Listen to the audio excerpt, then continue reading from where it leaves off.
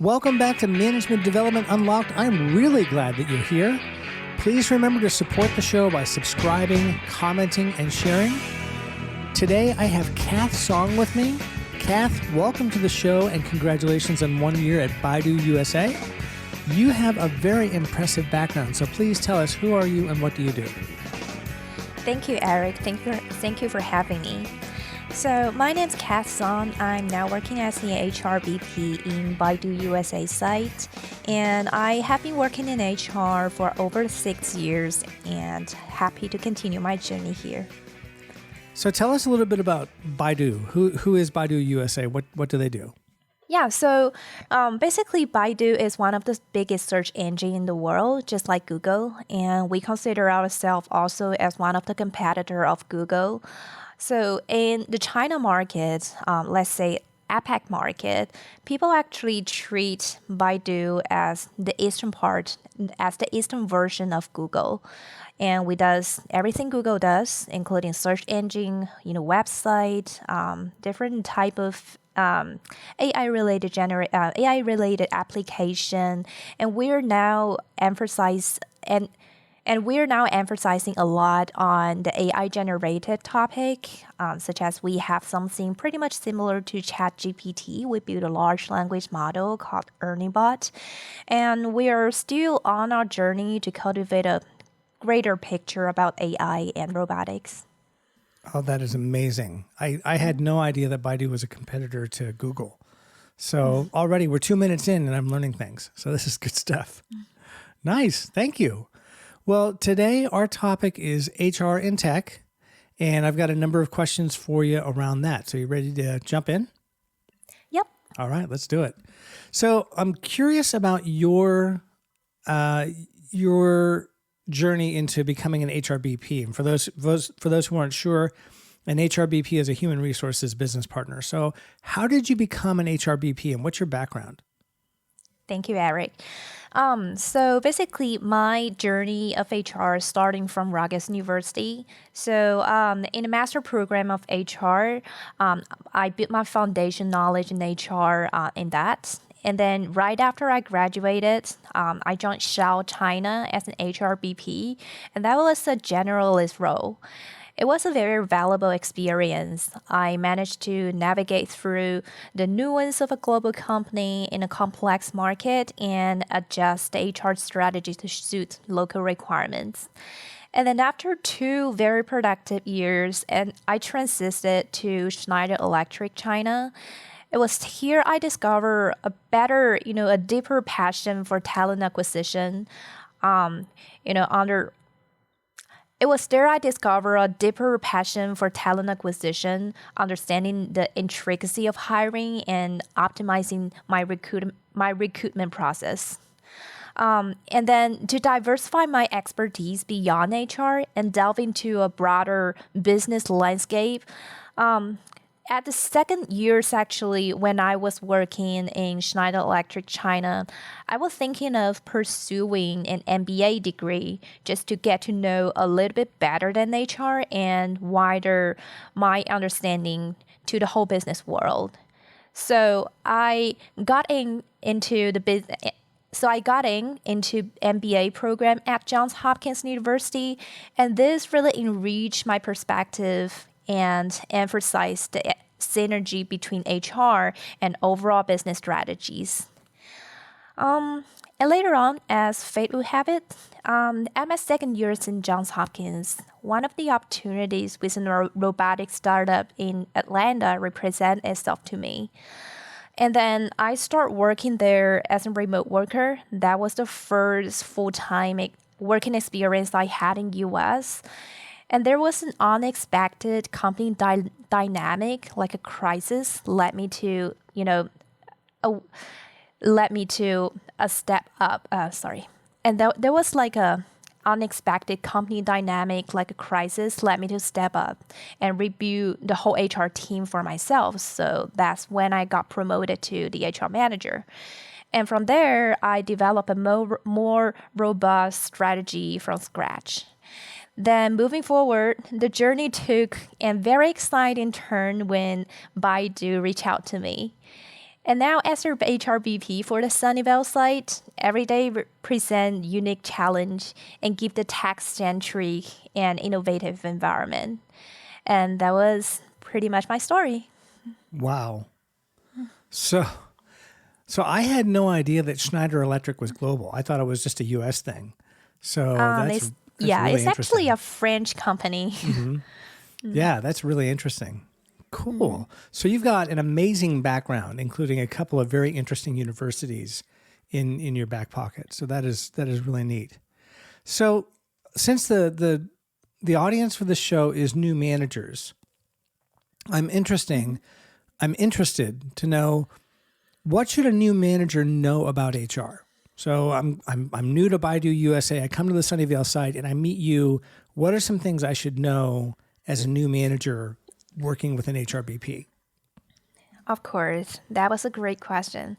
So I will probably point out three things. So first of all, HR is your partner, is your friend, is someone to help you on strategy. We're not your enemy. We're not a spy from someone upper level. So think of HR as your strategic collaborators. We are equipped to provide insight, tools, and solutions tailored to your team's specific challenge, and we're here to help you. This is the first thing that a manager should know. And secondly, you should have your own, ownership and leadership for your team, because it's your team. So while HR provides support, it's very crucial for every manager to drive their team by their own effort at first place. So there are a lot of ways we can do this, through periodic assessment, team feedback, self-evaluations, etc., etc. This initiative can all guide more effective team leadership. And if you need any resource to help you develop any of those skills and, design any of those initiatives, HR are there to help. Last but not least, HR operates within the framework of legal, ethnical, and company-specific norms. So we are always acting under the guideline and policy. There's no way, we can help you to do whatever you want to do to your team, but there's nothing we can do beyond the regulation, policy, and laws. All right. So those are the things that a new manager should know about HR. Let's now talk about how specifically a new manager should work with their HRBP. So here I am. I'm a new manager. I arrive at the Sunnyvale site. How do I engage with you on a day-to-day basis? Yeah, that's a great question as well. So first and foremost, I'll say we need to build an open channel. Transparency is definitely essential. I always have regular dialogue to ensure that HR really understand the unique challenge faced by your team. We can have like a regular dialogue such as, weekly meeting, bi-weekly catch up, or, whichever form that suit your scenario. And that's the first thing. Also, when the key decisions are on the horizon, a collaborative brainstorm ensure comprehensive solution that take into account of multiple perspectives. So it's always a collaborative decision that we're gonna work together, and we have the expertise in different fields. That's obvious. So you may have more expertise, in the skill, the technology, your business, and of course your team, because you guys work together every day. But we may have more expertise on, how to hire better people, how to assess to better talent market, and we may stand on a more horizontal point where we can see not only your team but every team in the company. So we may have a more balanced and more holistic picture. So it's very important that we can in this together to share our own expertise in different fields and then collaborate this different expertise together into the decision-making process. And last but not least, it's also very important to have this routine and specialized engagement, just re-emphasizing my first point. So beside regular catch-up, it's imperative to engage your HRBP during your team challenge and conflicts or any specialized training needs. Sometimes things are unexpected and unplanned, and your HRBP, being some people, real people sitting here, are there to help you. Excellent. Right on. That's really helpful. I think as a new manager, if I was to hear that, I would say, okay, now I get it. Now I know how I should work with my HRBP. So really useful. Thanks. Thank you. Sure. Well, Cath, my next question is, when should a manager engage their HRBP? Well, that's a great question again. So I would say there's 4 very, very strategic points. And the first thing is the first moment that you became a manager. That's your initial team management time. So at this point, you step into a leadership role. You need to reach out to your HRBP to establish, a rapport early on to lay the foundation for a constructive relationship. And then during this introductory phase, discuss your leadership philosophy, values, and anticipated challenges. This can help HR to gain a clearer understanding about your approach and tailor their support accordingly. And then the second point is your regular check-in. Just now we have talked about this. You can do it, weekly, bi-weekly, monthly, whatever you like, tailored to your team dynamic and team characters. It is beneficial to have the reoccurrence the catch-up session, irrespective of any immediate issues. So the frequency of this meeting can vary based on team dynamics, ongoing project, and any other scenario factors. Regular interactions can be a very productive way to anticipate challenge, discuss team progress, address concerns, and strategize on areas such as professional development, team morale, and future planning, things like that. And then besides the regular one, there are some unexpected scenarios which we call immediate concerns here, or ad hoc, anything you like to call it. So anytime there is a significant shift in the team, like the conflicts, sudden resignation from someone very important, someone having their performance issue, or some weird comment coming from someone upper level, any unexpected event, it is prudent to engage your HRBP immediately, and their expertise can guide you through this conflict situation and provide you with the best resolution. And then they can provide insight into your team management, how to react, your management style, your management approach, your leadership style, and your project roadmap and things like that accordingly, and then suggest potential interventions or training. And then last but not least, the fourth point here is the strategic planning point. It is not regular, probably not pre-planned, but it's not like urgent scenario as well. It is strategic.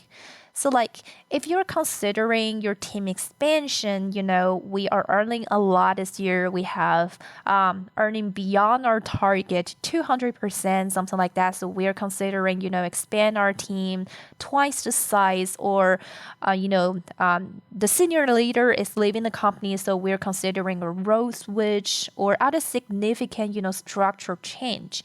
This time you need to collaborate with your HRBP who can ensure that this decision align with the company's broader HR strategies.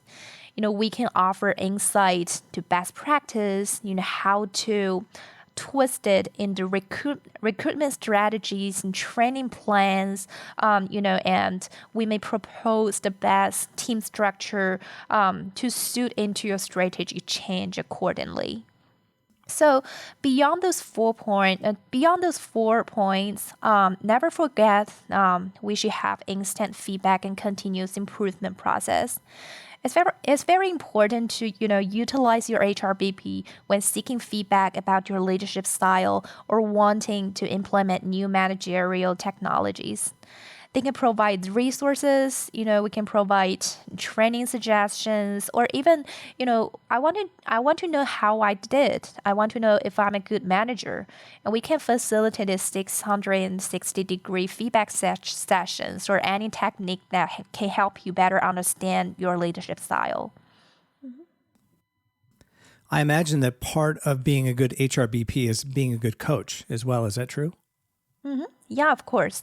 I'll say we are a coach and we are sometimes also babysitter. So it really depends on the stage of the manager and on the stage of the team. So the support that HR can provide can be supporting, can be, collaborating, and can be coaching. So it's really the way that we work together with the manager really depends on how the team is. Okay, well, that's all really good insight. Thank you. So you mentioned during your intro that you're in Sunnyvale, which is in Silicon Valley. So obviously, Baidu is a tech company. You're surrounded by tech companies. I'm from the Bay Area. I was in Silicon Valley for 20 years. So this next question will be very interesting to me. And that is, what should a new manager know about hiring in tech? Yeah, I love this question. So I love hiring in tech just because in a lot of times hiring in tech is about the job description. Well, in the job description of any technical position, the most thing we will see on the JD will be like, hey, this position require you to use, React, Angular, require you to be able to write Python, require you to, have the knowledge about transformers, things like that. But it's not really that this technical stack. You have the skill of A, B, C, D, then you can do the job well. So as a hiring manager, is very important when you talk to the candidate, it's very important to really think beyond those job descriptions. Represent a holistic view of the role. It includes your project goals, your team dynamic, and long-term visions. Tell the candidate we're hiring a human being to work with us together as a team. We're not looking for, an ad hoc technician, something like that. So really help the candidates to visualize their journey within your team and, let them see how it is to really work with you guys and find the mutual benefit and mutual fit. And another point, so technical environments are ever evolving. You need to focus on a candidate's adaptability, problem solving skill, and willingness to upskill. Sometimes a candidate, you have 10 different criteria for this technical position, and then you are like clicking the box for different one. And then one candidate just clicked 9 of the boxes with one of the box emptied. That doesn't mean that this candidate is not a good candidate. Maybe this candidate is willing to learn, and maybe he can, nail this empty, and maybe he can just nail this empty capacity in a month, which is good. So my point here is that always look for the future. Always try to think this candidate within your team, whether he can do the job, whether this person can do the job immediately, whether this person can do the job in a month, in a year. Are you willing to contribute your resources into training and developing this person? And then this is the potential fit you need to consider beyond just clicking the box for the technical stacks. And then it is also very important that HR and managers should work together to optimize the hiring process. Technical interview can be really, really exhausting.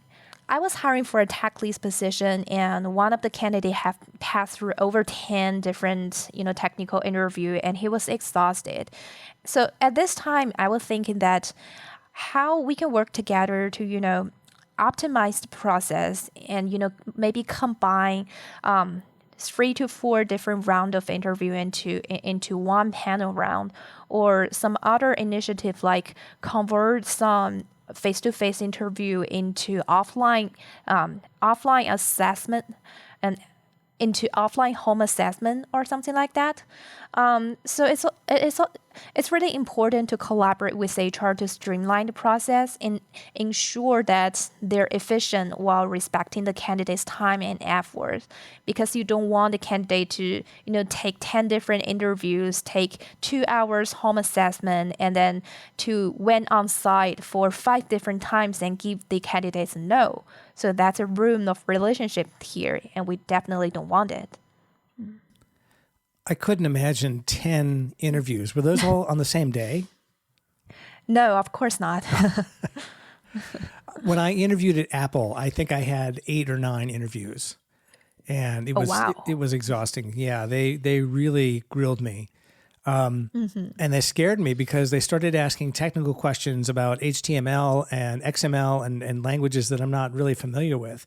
And so between interviews, I went to the Santa Clara Public Library and picked up every single book I could on XML, for example, read everything, and then came back and then they never asked again. So it's like, oh wow. Man. Yeah, I mean, I still got the job, which was good, but I was wiped out. I earned that job for sure. At least you learned. I did. I learned a lot. And I was able to use it on the job, so that was good. Yeah. All right, let's pivot now to expat managers. So what considerations do you need to take into account if you're an expatriate manager? So, for example, you're from China, you come to the U.S., and you start managing folks in the U.S. What do you need to think about?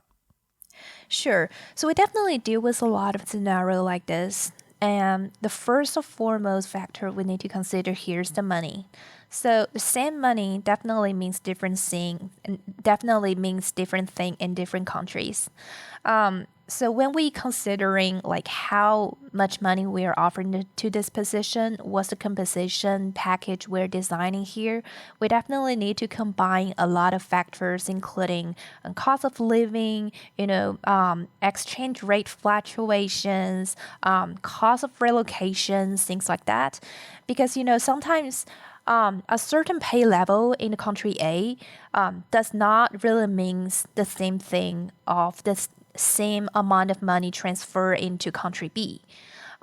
So there's a lot of things you may want to consider. So like if a person transfer from a country with lower living costs and you want to maintain this person with the same living standard, and then you move him into United States, are you going to raise up his package into the same living, into the same job level here? In this way, you need to add a lot of costs into this person, and there will be a raise in your labor cost. So, are you able to afford that? This will be a topic to think about. Also, beyond the money, there's a lot of different factors in taxation and government benefits. So like different countries have their unique tax structure and social benefits. So as far as I understand, like I was working in China and now I'm working in US, in California. California have this, crazy taxation of income tax compared with maybe other states in US or China. So if we're moving someone from China to United States, you may want to really explain to this person, hey, way larger part of your wage will come to the tax, okay? And we don't want to surprise this candidate. We don't want to surprise this employees, right?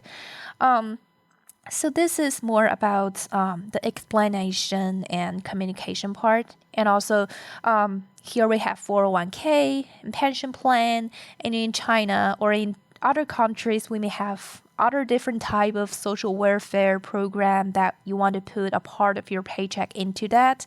Those are really, you really need to explain the structure and how those social welfare program works in different countries well to the one you are transferring. And beyond those are more like the hard part. And talking about the soft part, it's also important to, make a really good and smooth culture transition to the one you're expatriating. It's HR's responsibility here to adapt them into a new work culture. It's not just about understanding the work dynamic, but also about blending into the new costume, the new way of working, new tradition, new work ethics, a lot of new things. Especially when there is a country gap of East and West. The way they talk, the way they see each other, the way they treat their superior or their subordinate are totally different. And it's also HR's responsibility, to educate them, to communicate to them, and help them better adapt themselves into everything here. Just like we are actually transferring one of the Chinese manager here to US, and we're about to have this Halloween party in a few days. So I'm really curious to see what can happen. Those might be interesting. Yeah, you might get some interesting reactions. Yeah. So my question was, I created a program called GlobeSmart, or helped create a program called GlobeSmart, which is exactly for the case you mentioned, where we've got folks moving from one country to another. Do you happen to use that at Baidu USA? I haven't heard of it yet, but that might be an interesting topic. I would like to see it. Yeah, I'll show it to you. Cool. All right. Well, Cath, that's the end of my questions. This has been a delightful conversation, so thank you so much. How can people find you if they want to reach out and learn more? Of course. They can definitely find me through, searching on LinkedIn. My name's Cath Song. Cath Song from Baidu USA, and that might be a best way to find me. And also you can find me through IG. My name is CATHSKL, Cath SKL. So yeah, happy to see everyone there. All right. Awesome. Well, thanks for listening. Please subscribe, comment, share, and connect with me on LinkedIn. Pick up my new book, Lead Like a Pro, The Essential Guide for New Managers, which is available on Amazon and my website, GerardTrainingsolutions.com. We will catch you on the next one. Bye-bye. Bye-bye.